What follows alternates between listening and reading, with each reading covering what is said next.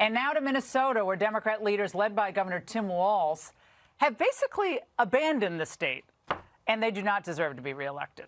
Walz gave up on the police, abandoning that third precinct, remember, during the George Floyd riots? I was just reporting from there a few months ago. And that led to increased crime.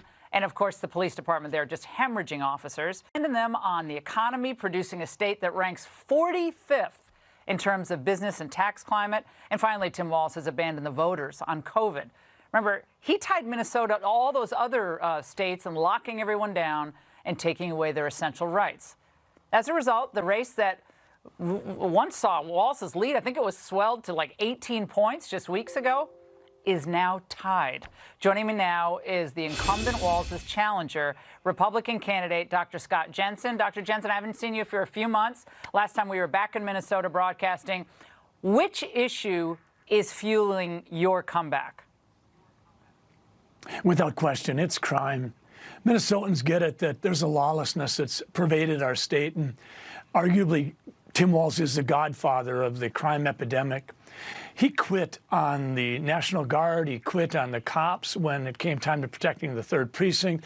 He told the state patrol to stand down when it came time for some of his demonstrators to want to tear down a statue because they were feeling pent up.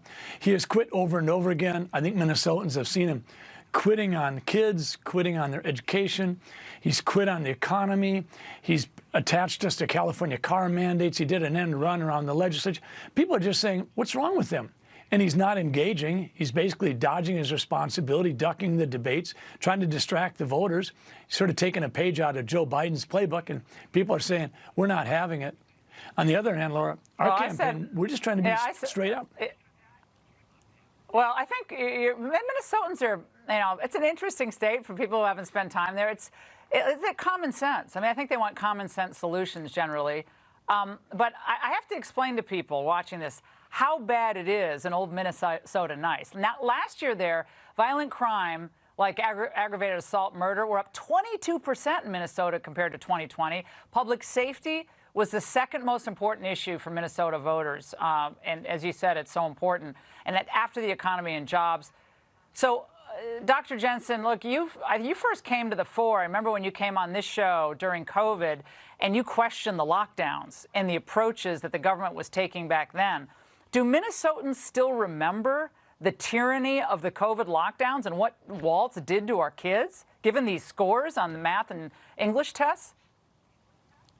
I think they do. I think they see Tim Walz as sort of the lockdown artist. He locked businesses down. He locked kids out of school, even after it was clear that this was a wrong move to make. Minnesota's been decimated regarding our kids' education performance. He locked elderly, frail people into nursing homes that were infested with COVID-19, causing them to die barbaric deaths.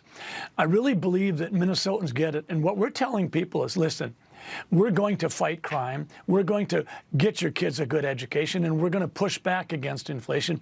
We put 10-point plans on each one of these issues on our website. We've tried to do everything we can to let Minnesota know there's a contrast between what Tim Walz's hunkering down in the basement strategy looks like compared to Scott Jensen and Matt Burke just being straight up and saying, let's have a conversation. Well, a conversation has to lead to action, and his actions have been absolutely disastrous for this state. The best thing said about that abandoned hulk of a building, the third precinct, it's a monument to anarchy, and that is the legacy of Tim Walz after those Floyd riots. Dr. Jensen, we wish you the best of luck on the trail. We'll be watching.